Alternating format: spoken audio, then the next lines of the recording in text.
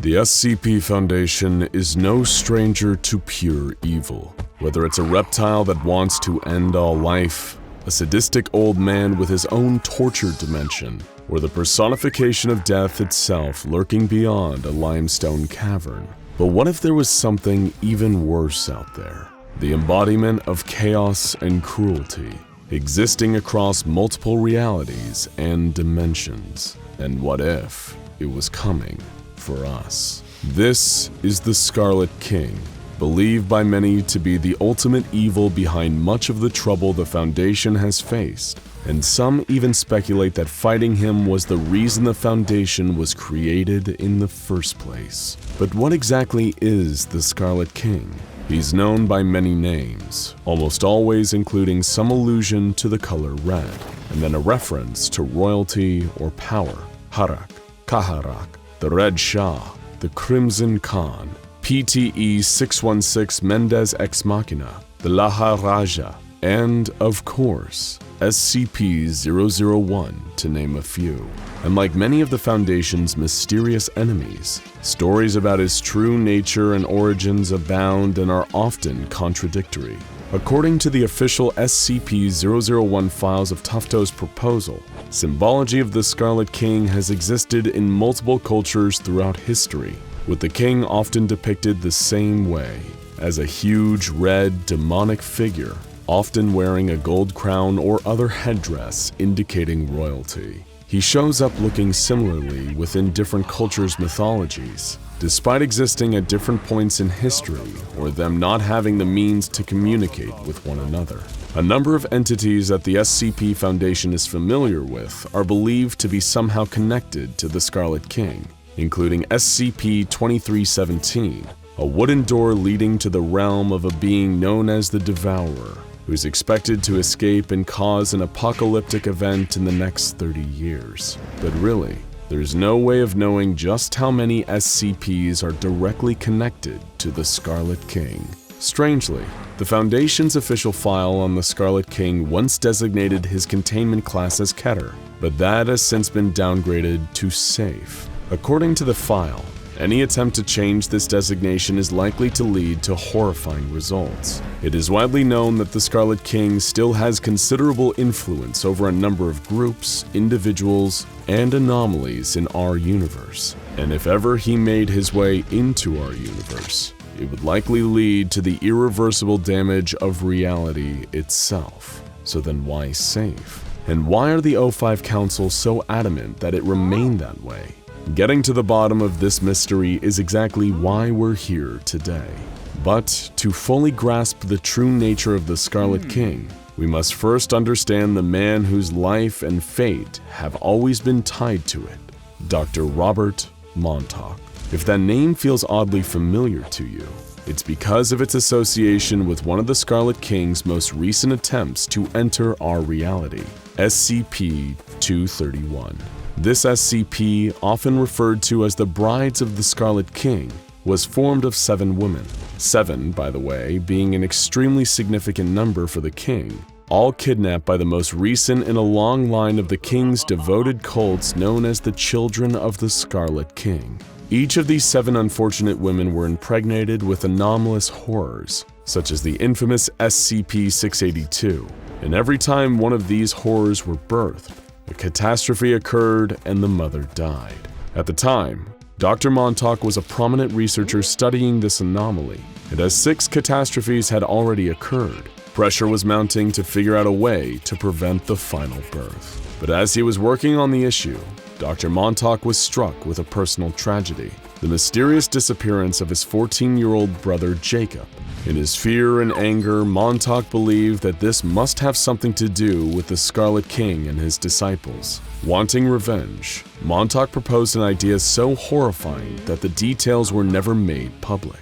A procedure known as 110 Montauk, to be performed on the final bride at regular intervals. However, this wasn't the end of Dr. Montauk's fraught relationship with the Scarlet King. It was just the beginning. To give you some perspective on just how dangerous the Scarlet King is, The SCP Foundation and the Global Occult Coalition decided to put aside their differences and form a joint effort to stamp out the children of the Scarlet King. They were successful in this mission, and even managed to capture the children's leader, a mysterious man named Depeche Spivak. Dr. Montauk, who became the lead researcher on 231 and 2317, was naturally the first choice for interviewing Depeche about the true nature of the children and of the Scarlet King. Dr. Montauk could never be the impartial interviewer that the SCP Foundation wanted, though. The suspicion that the Scarlet King or the children had something to do with the loss of his younger brother still lingered just beneath the surface. Like a lot of cult leaders, Depeche was extremely cryptic in his answers to Dr. Montauk's questioning.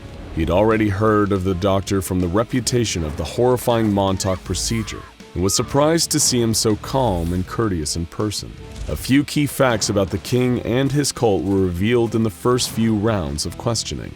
The children had once worked with the Serpent's Hand before being excommunicated for their allegiance to the king, and they had stolen sacred texts from the mystical Wanderer's Library to assist in their summoning rituals. Depeche also revealed that the Scarlet King is bound by 3 laws: the law of blood, the law of concrete, and the law of howling. Dr. Montauk, confused and frustrated by Depeche's secrecy, had to learn more.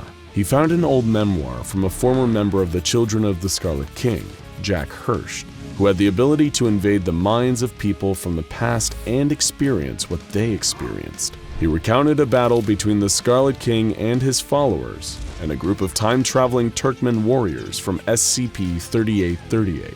Hurst saw both sides of the battle. From the perspective of the Children of the Scarlet King, their lord ruled over them from an immense fortress embedded in a volcano.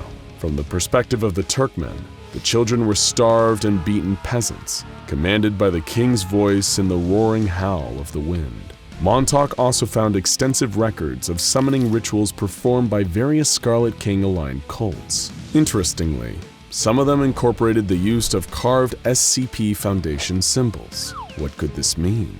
Montauk returned again to Depeche, who finally gave him the truth about the law of blood. This is the law of the Scarlet King. It's defined by poverty, violence, starvation, hate, and most of all, fear.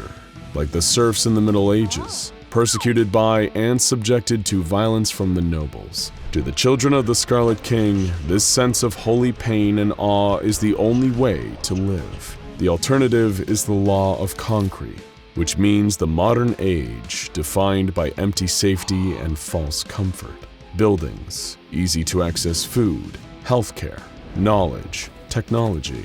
This is everything that the Scarlet King despises. But the mystery only deepened as Montauk found files from a former Foundation operative by the name of Agent de Beauvoir.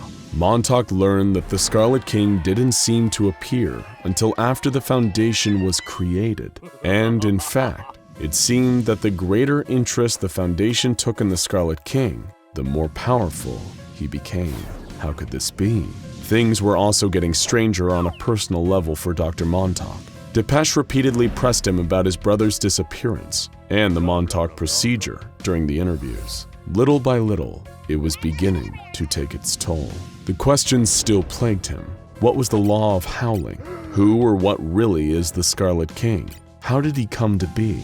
Montauk's search was causing him to act more like the Children of the Scarlet King, ranting about the horrors of the modern world, how all of us are living a lie, how the only honest way to live is suffering under the dominion of the Scarlet King.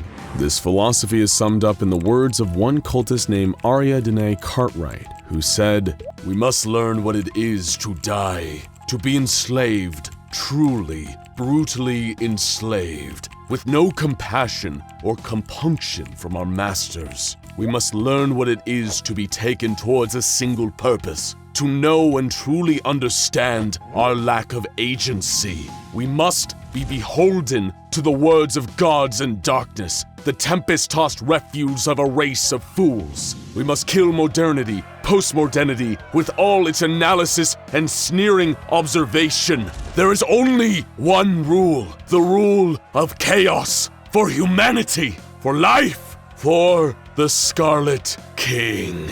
Basically, anytime humanity tries to exert control over the world, the Scarlet King gets stronger. Every time they try to understand or organize or categorize their world, the Scarlet King gets stronger. As colonial and imperial powers conquered and invaded lands like India, Africa, and South America, and subjugated their beliefs under Western ideas, the Scarlet King grew stronger. Montauk was beginning to truly understand the power of his enemy here, and even worse, he was starting to understand his part in it. Montauk, slowly being driven mad by the knowledge he was gaining, realized that the Scarlet King's greatest enemy, the SCP Foundation, was also its greatest asset. Every time they tried to understand the monster, to give him some kind of comprehensible form, they only made him more powerful.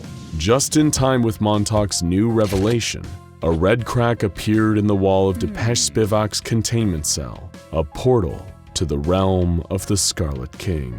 Foundation staff found they were unable to enter the cell, and Depeche demanded a final interview with Montauk. With no other options, the Foundation relented.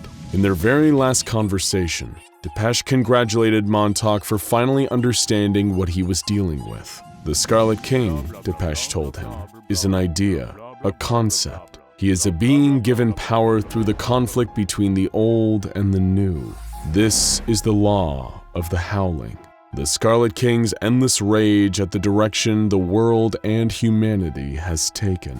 The King, according to Depeche, hated the Foundation's belief that science and rationality was the true path to progress. The King saw this as little more than petty arrogance. The reason Montauk's procedure on the final bride of the Scarlet King was so effective was because it wasn't born out of science. It was born out of hate, pain, the desire for revenge, and in the Scarlet King's realm, that would be all there is. Unless our world, and especially the Foundation, changed its course, the Scarlet King's rise to absolute power would be inevitable. Montauk, his mind practically gone, asked one last question. Did the children or the Scarlet King take his brother, Jacob? When Depeche told him the answer, no, and in response, Montauk shot him dead, finally bringing an end to the children of the Scarlet King. In light of his new revelations, Montauk begged the O5 Council to change their ways in order to avoid letting the Scarlet King break into our reality. They refused, saying Montauk's ideas were too radical. But they knew they couldn't just ignore the threat posed by the Scarlet King.